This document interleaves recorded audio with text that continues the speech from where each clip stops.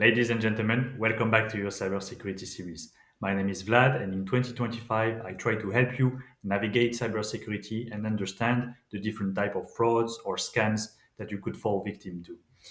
In today's episode, we have a very interesting news, and that was only dated a few days ago. It was a fake AI Brad Pitt, fake pictures, montages that were created to scam a French person out of almost €1 million. And as you can see, some of those pictures are clearly understandable as fraud. However, this person was in a rather vulnerable state of mind, and she had engaged in a long-term romance with this fake Brad Pitt, which led to, of course, multiple payments.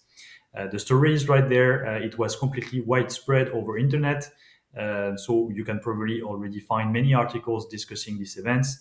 The prejudice, it's really 830,000 euros, which you have here, the transposition into pounds or dollars.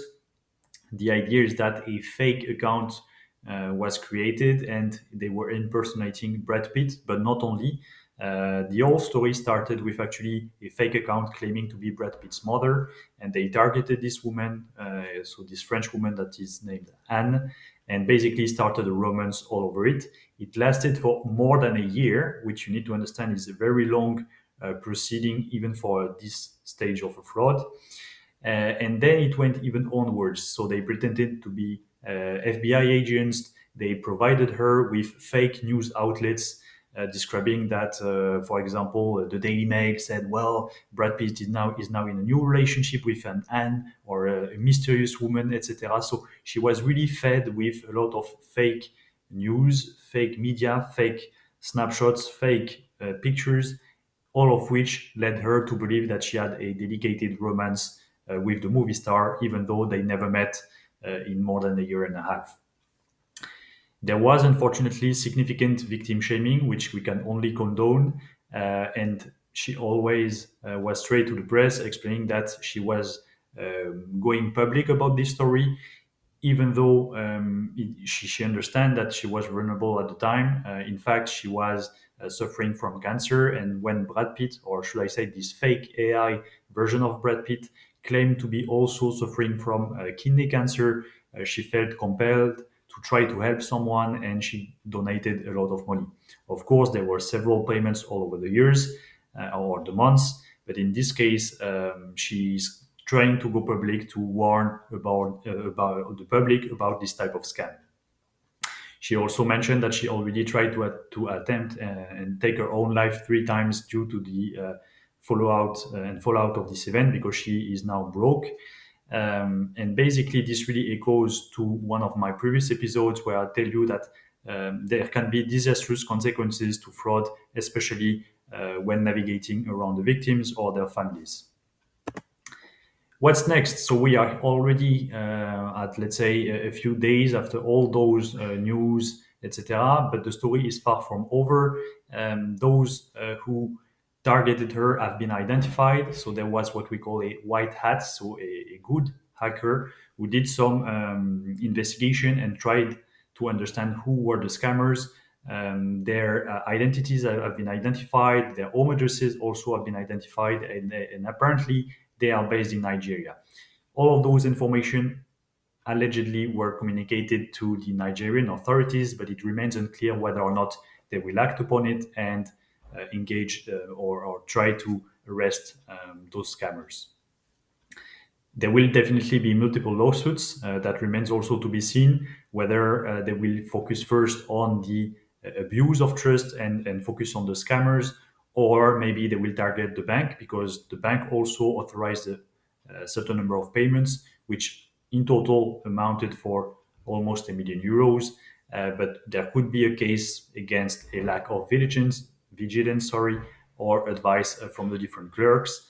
That remains again to be investigated. What we know so far is that the woman was warned by her own daughter that that was obviously a scam, but she was too deep in it to realize and understand what she was facing. So that's a bit the end of the story as of today. So today is the 18th of January, and maybe there will be some further developments.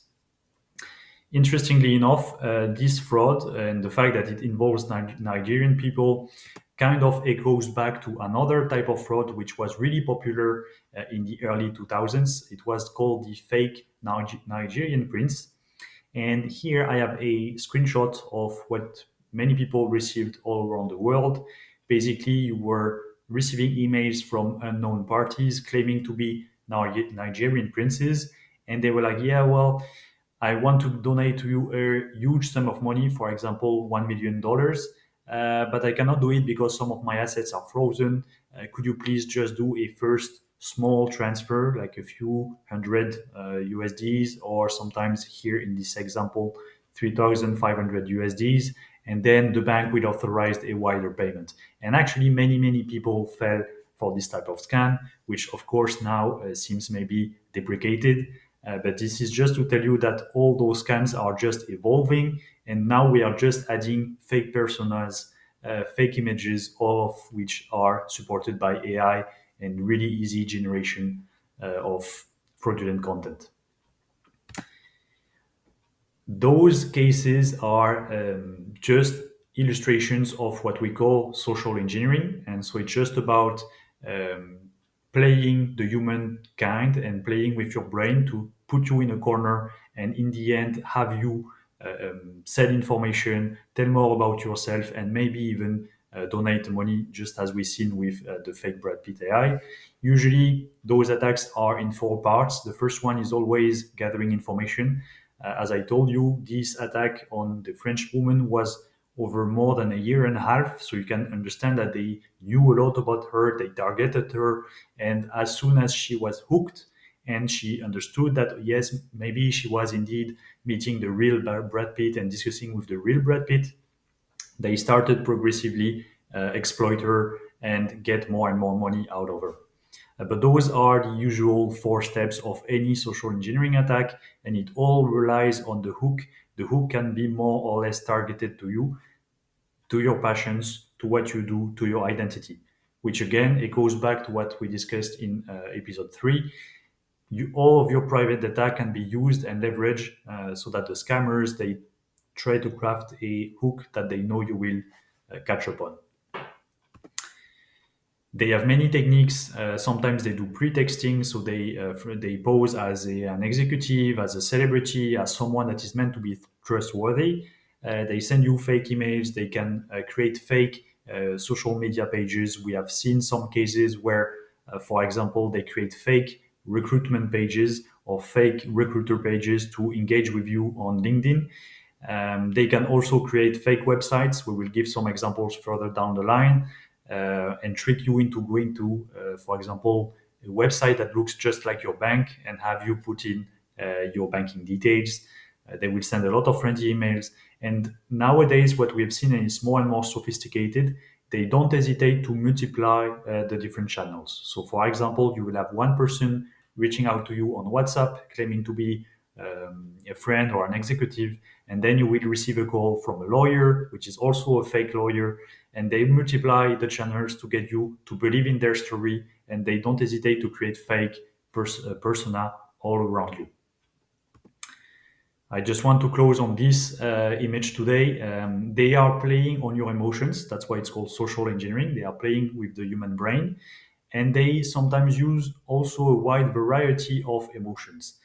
So those emails about the Nigerian prince, this is something that plays with the joy or ecstasy. If you are, for example, if you really believe that you can get 1 million USD without doing anything, sometimes they will try to send you other emails like, well, your packages could not be delivered, or your packages have been stopped by the customs. You need to pay a certain number of, again, USDs, like 100 USDs or something, like it will be rather a small amount. That can play on your interest, on your anger, on your trust as well. Sometimes they will claim that they have identified that you have been visiting certain websites, and then we play on the fear that maybe you have read or used certain content, and they can disclose this information to your neighbors, to your family, etc. So they really try to use the entire emotion range, sorry, and play with that. And again, that's what we have to prevent ourselves. But for that, we need to understand our own exposure as a person, because the more you understand your footprint, the more you can understand what are the hooks that they can try and craft to get you. More on that in the future episodes. We will resume with the usual course, and in the next video, we will discuss the different types of hackers. Here we are we're likely in the presence of amateur hackers, and I think that's a very nice example. But we will move onwards with the different attacker profiles. I hope you like this episode, and see you in the next video.